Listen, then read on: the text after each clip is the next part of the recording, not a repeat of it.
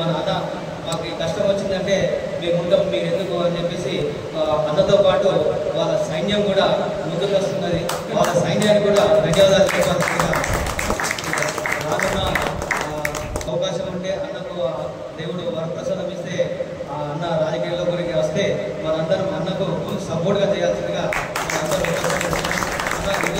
ఇంత కాదు, ఇంతకుముందు ఒక 10 సంవత్సరాలుగా మేము ఇదే విధంగా మాకు ఇన్సూరెన్స్ కల్పించాలని చెప్పేసి కొందరు నాయకుల దగ్గరికి, సీనియర్ నాయకుల దగ్గర కూడా వెళితే మాకు ఇష్టం మీకు పోండి అని చెప్పేసి రాజకీయ మాటలే చెప్పారు తప్ప చేతలు చెప్పలేదు. ఇది చేతల పని అని చెప్పేసి రాజశేఖర్ ధన్యవాదాలు. పొలిటికల్గా ఎందుకు వస్తుంది అని నేను మీ అందరి ప్రేమతో అన్నలుగా నేను వాదన చెప్తాను. ఒక చదువుకున్న వ్యక్తి, మీరందరూ చదువుకున్న వ్యక్తులు కాబట్టి మీకు సమాజం పట్ల అవగాహన, సమస్యల పట్ల అవగాహన, వ్యక్తుల పట్ల అవగాహన, వ్యక్తిత్వం పట్ల అవగాహన, ఇటువంటి ఈ నిర్మాణంలో కీలక పాత్ర మీరు పోషించగలుగుతున్నారు. అదే చదువు లేకుండా ఉంటే అది ఏ రకంగా ఉంటుందన్న ఉద్దేశంతో what is my disqualification and not to enter in to the political system అన్న.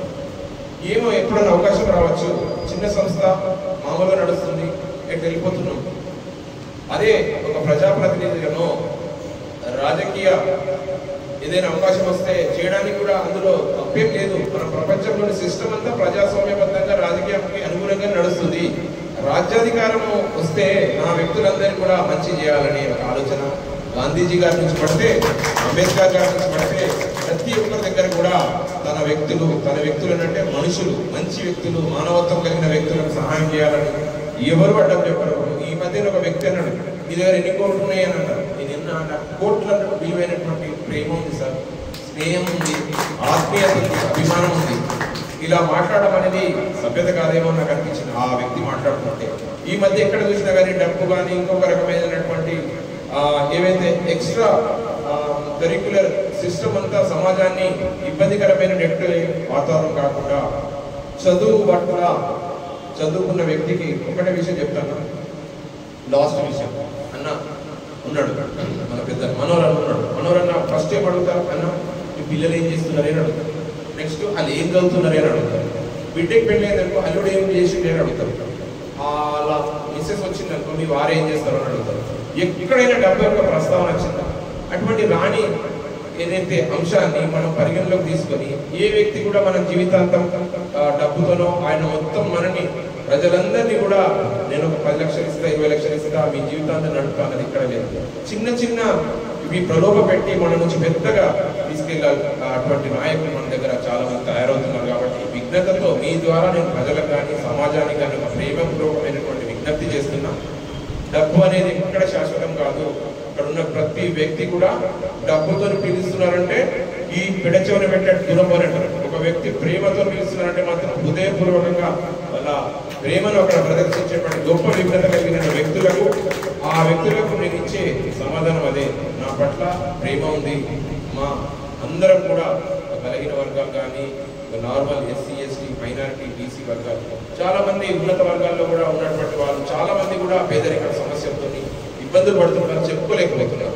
కానీ నా యొక్క ఉద్దేశం ఒక విద్యావంతుడు పొలిటికల్ సిస్టంలోకి వస్తే కూడా బాగుంటుంది అని ఒకవేళ ఎప్పుడైనా నాకు ఏదైనా అవకాశం కలిగితే మాత్రం తప్పకుండా మీ అందరి ప్రోత్సాహంతో మీ యొక్క సాగినటువంటి స్థితిలో నాకున్న జీవితంలో డబ్బు పరమావధి కాదు, ప్రేమనే ముఖ్యమని నేను అనుకుంటున్నా.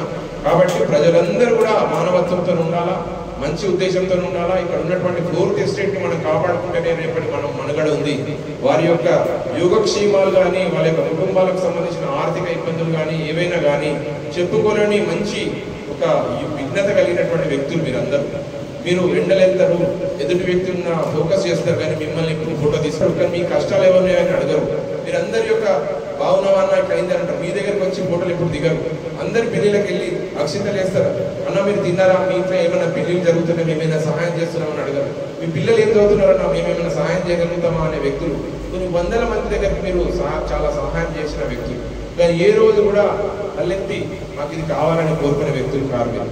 కాబట్టి మీ అందరి పట్ల ఫౌండేషన్ సమాజంలో మీరు కూడా ఇంపార్టెంట్. కాబట్టి మా యొక్క బాధ్యతగా విద్య, వైద్య, సామాజిక దృక్పథం అండ్ అట్లాగే ఎవరైతే ఆపదలు ఉంటారో, ఎవరైతే అవసరం ఉండి చెప్పుకోలేకుంటారో, బ్యాక్ బెంచ్ స్టూడెంట్, ఇందాక పెళ్లిలో లాస్ట్ ఎవరైతే ఉన్నారో మన మన ఫ్రెండ్ మన కోసం ప్రయత్నిస్తాడో అతన్ని తీసుకొచ్చి ఫోటో దిగడంలో ఆ స్నేహితుడి యొక్క నిజమైన విలువ అప్పుడు కనబడుతుంది. కాబట్టి మీరందరూ అక్కడ కాదు, మీరందరూ సమాజం ఇక్కడ ఉన్నారు. కాబట్టి మీ అందరికీ కూడా నేను సెల్యూట్ చేస్తున్నా. అక్కడ ఉన్నటువంటి సైనికులు ఎవరైతే మనకు భారత్ పాకిస్తాన్ మధ్య యుద్ధం జరిగిన దాంట్లో వీర జవాన్లు ఎవరైతే ఉన్నారో ఎంతో S-400 అనే ఒక షీల్డ్ని ఏర్పాటు చేస్తూ దాన్ని కనుగొన్నటువంటి సైంటిస్టులు కానీ దాని యొక్క ఏర్పాటు చేస్తున్నటువంటి మిలిటరీ ఇంటెలిజెన్స్ కానీ అలాగే సైనికులు కానీ వాయు అండ్ నేవీ అట్లాగే భూతల సైన్యం ఏదైతే ఉందో వారందరికీ కూడా మా ఫౌండేషన్ తరఫు నుంచి కృతజ్ఞతలు, దేశభక్తిని మనం అందరం కూడా మన యొక్క దీవెనంతో వారిని ఎంతో గౌరవించుకుంటూ అలాగే సమాజంలో భారతదేశంలో లోపల మీరందరూ కూడా సాయుధులే. ఒక ఆయుధం అనేది ఒక అక్షరం, దాన్ని ఎన్నో ప్రభుత్వాలను కానీ ఎంతో మంది చూసి last but not the least అహంకారంతో నుండి ఎవరైతే రాజ్యాధికారంలో రాగలిగిన వ్యక్తులు రేపు తెల్లారి ఎవరైతే మీ యొక్క కలం ఓటుకి మొత్తం కిందికి వచ్చినటువంటి సందర్భాలు. అందుకోసమని మంచితనము, ప్రేమ, మానవత్వంతో ఉంటే వాళ్ళు అంతే ప్రేమ చేస్తారు. అహంకారంతో డబ్బుతోనే ఎప్పుడైతే కొనగలుగుతారంటారో వాళ్ళు ఎప్పుడు కూడా ఈ సమాజంలో నిలబడలేరు, గెలవలేరు. కాబట్టి మీ అందరికీ నాకు ఈ ఇచ్చిన అవకాశాన్ని అలాగే మా జర్నలిస్ట్ అన్నదమ్ములందరికీ కూడా నాకు కూర్చున్న విధంగా సహాయం చేసే అవకాశం మీకు కలిగించినందుకు నరేంద్రన్నకు అలాగే అందరూ కూడా చిన్న వాళ్ళందరూ కూడా నా యొక్క నమస్కారాలతో నాకు అవకాశం. Thank you so much. అమ్మ నన్ను కన్న తల్లి, నీ కన్నీటి పాటని మళ్ళీ మళ్ళీ వస్తున్నాను.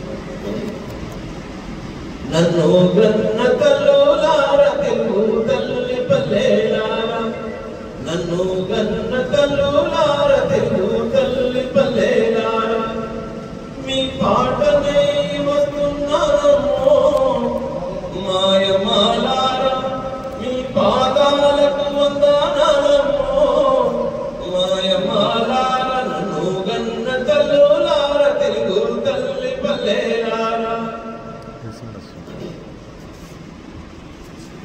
జంక జన్మని జనం పాట పాడుతాను, జంక జన్మని జనం పాట పాడుతాను, రేలా పాట పాడుతాను, జంక జన్మని జనం పాట పాడుతాను.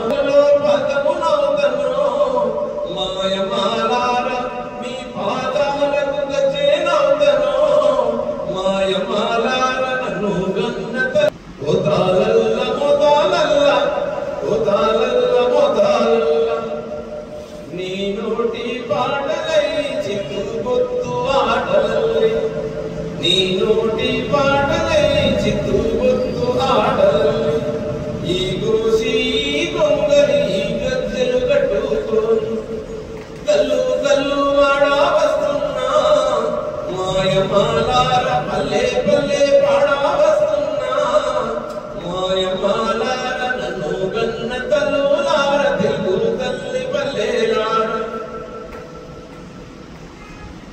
ఎర్రబిడితిత్తి ముదు మంది రాగం తీసి, ఎర్రబడ్డవు బిడితిత్తి ముదు మంది రాగం తీసి, కిడ్నీ పొంటిపోయిన తోట మిటు మందికి నెరనేమో, కిడ్నీ పొంటిపోయిన తోట మిటు మందికి నెరనేమో, ఎడమాచి తిని చిన్న తోట ఎంత మంది ఎర్రాజెండా.